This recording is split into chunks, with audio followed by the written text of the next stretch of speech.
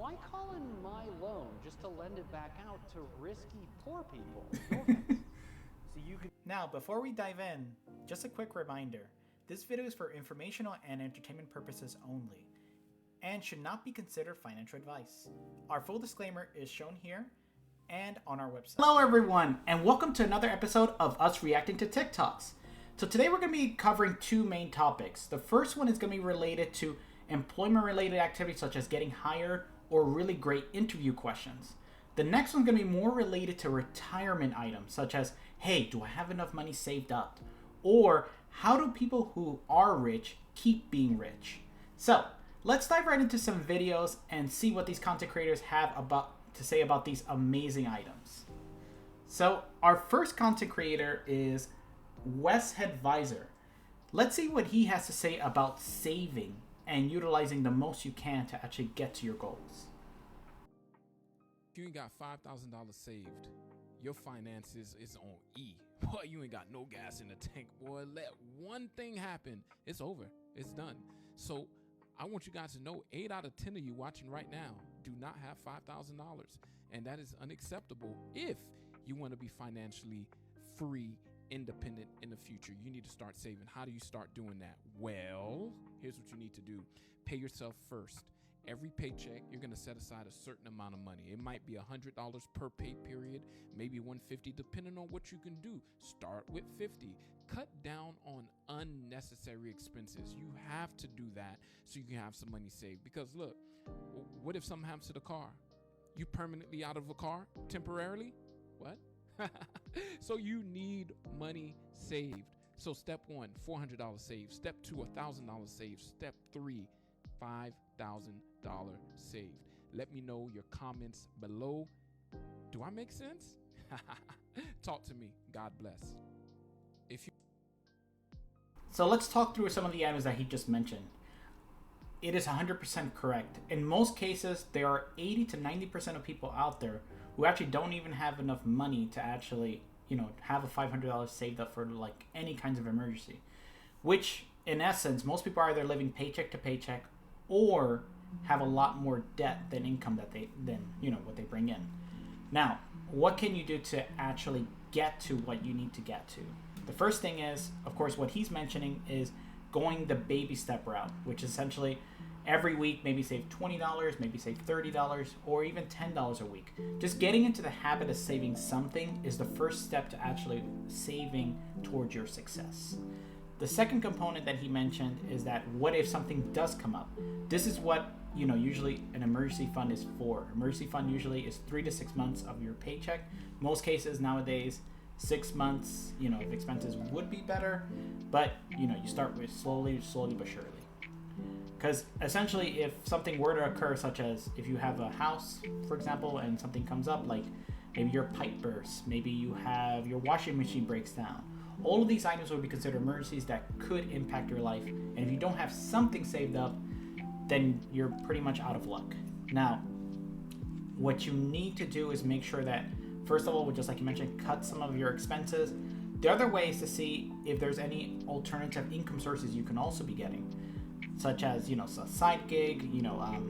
One of my buddies actually does Uber Eats, for example, or, DoorDash, for example. These are common items that you could do as side gigs, which will increase not just the income that you have on the side, but also could be contributed solely to your emergency fund.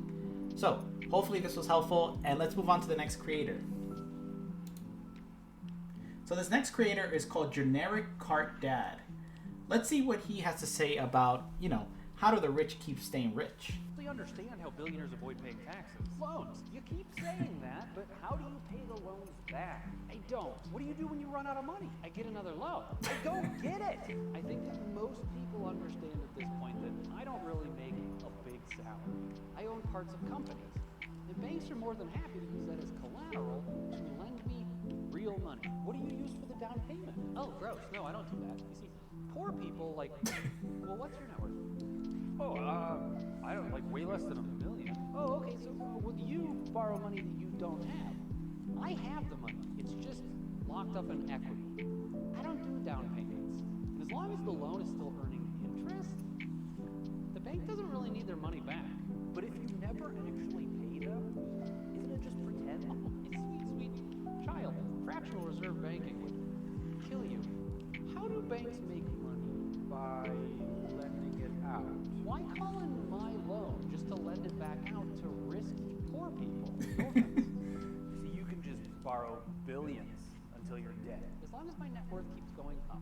What if it drops and you don't have more collateral to give to the bank? It would probably create a shell company to bail you. That seems complicated. We can talk about that another time. If I can't get creative, which is extremely rare, hopefully there's a favorable tax code. Otherwise, I might let the bank seize my assets that I used as collateral. Doesn't that look bad? Sure, but you don't pay capital gains tax if you never realize the gain. But that's the last resort. Otherwise, you just avoid taxes until you die, and then the estate handles it? Oh shit, that's actually the best part. When I die, my assets get reevaluated on a step-up cost basis. Why would I possibly know what that means? Right, yeah, you've probably never known anyone that's died with money. Basically, what I paid for the assets gets reset to what they're worth when I die. So, no capital gains tax. Wow. Does the method in which you die change anything? Oh, why would it? I'm just asking for a friend. Like, if there was an accident, but there were no witnesses, and someone tried to save you, but they failed, like, would said hero still get a reward? I'm gonna leave now. I don't actually understand how... So, let's dive into a lot of the topics that he kind of mentioned. It's a lot of video, so let's go through each topic individually. The first topic we can talk through is, hey, how do you actually get loans on the things that you own?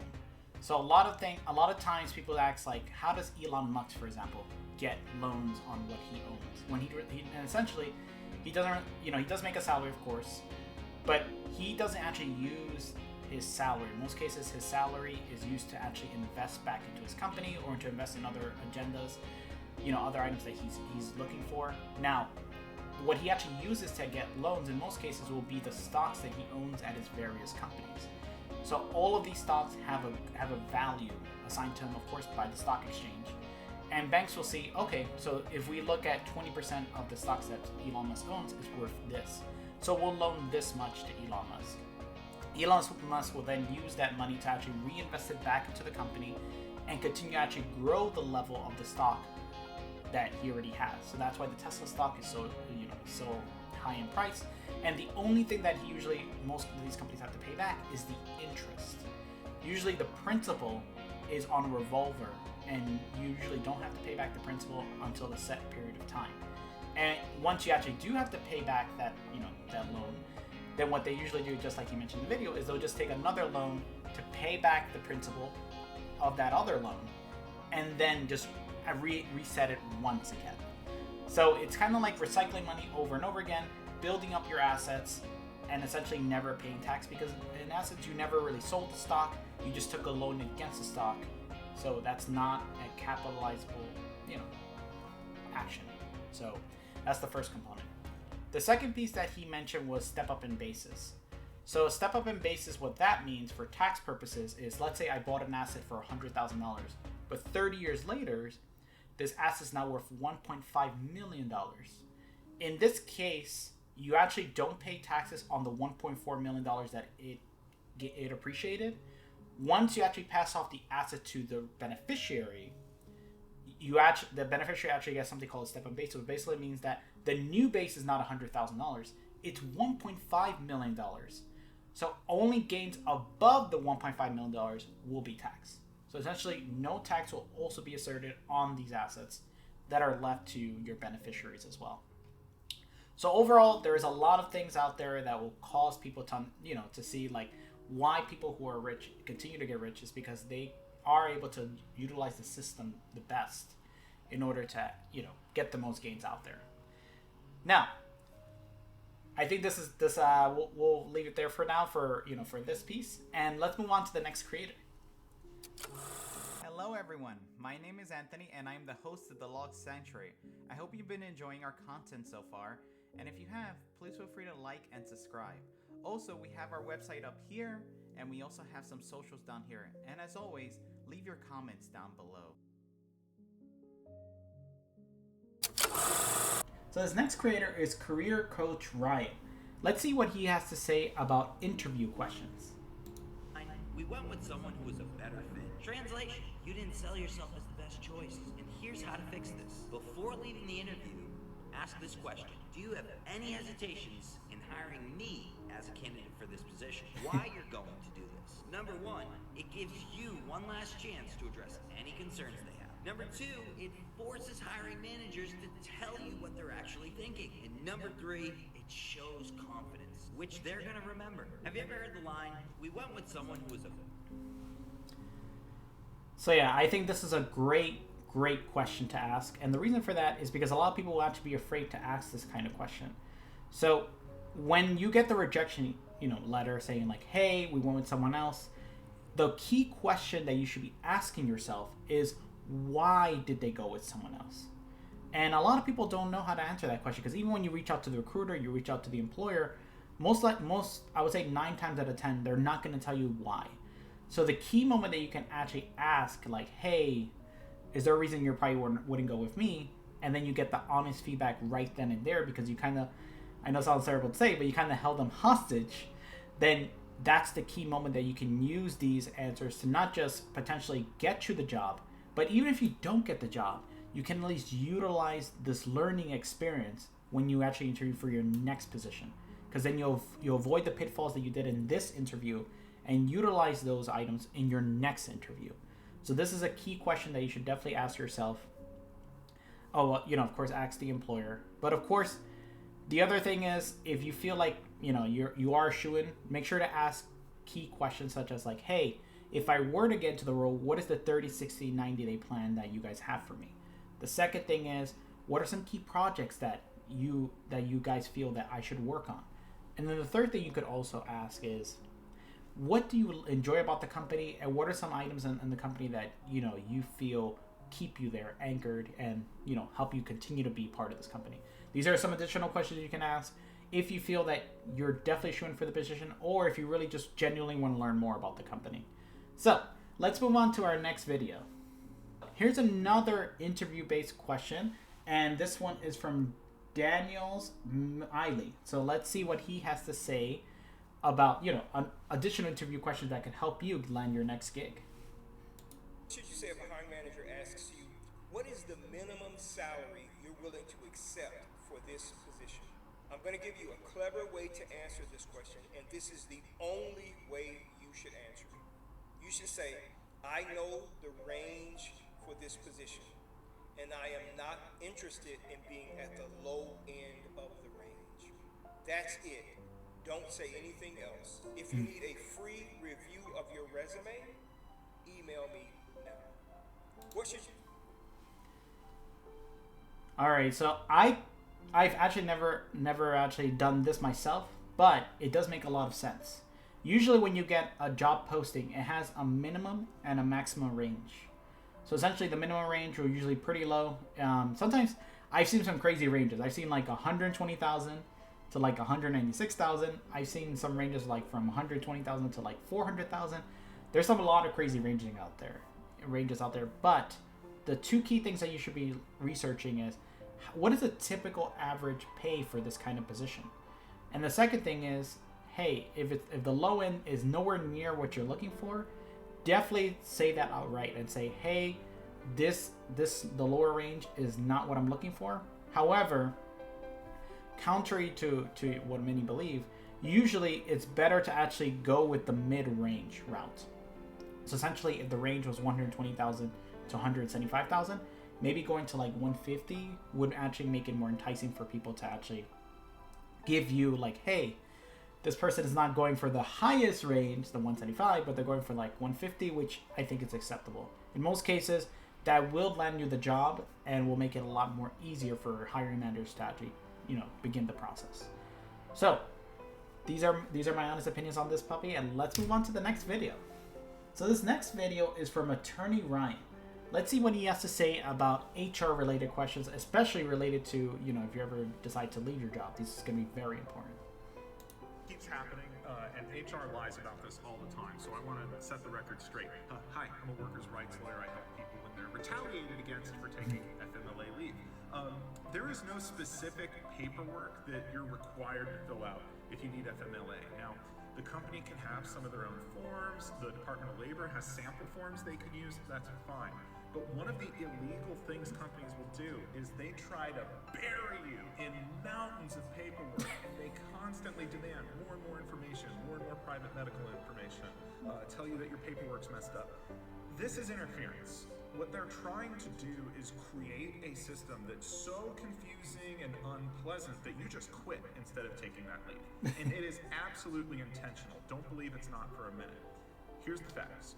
Once you request FMLA in writing, the employer can ask for like some medical documentation just justifying the need for leave, but it doesn't have to have a specific diagnosis. They don't need your medical history. They don't need your first grade report card or whatever the bull they come up with. Just need to know when your leave is going to start, that you're under the care of a doctor. That's it. Everything else is just fluff. So if you're having a problem with that, it might be time to talk to a lawyer. All right, this keeps happening. So let's address some of the points that he mentioned. The first thing is, when HR actually reaches out to you to sign some certain things. A lot of times, the times that an HR person will have you sign something is either if you're fired, they'll have you sign like a document to say like, hey, if you don't sign this, we're not going to get your last paycheck. Or they might have you sign something, for example, for FMLA leave, just saying like, hey, here's all the documents you need to sign, and we need this document, this document, this document, this document.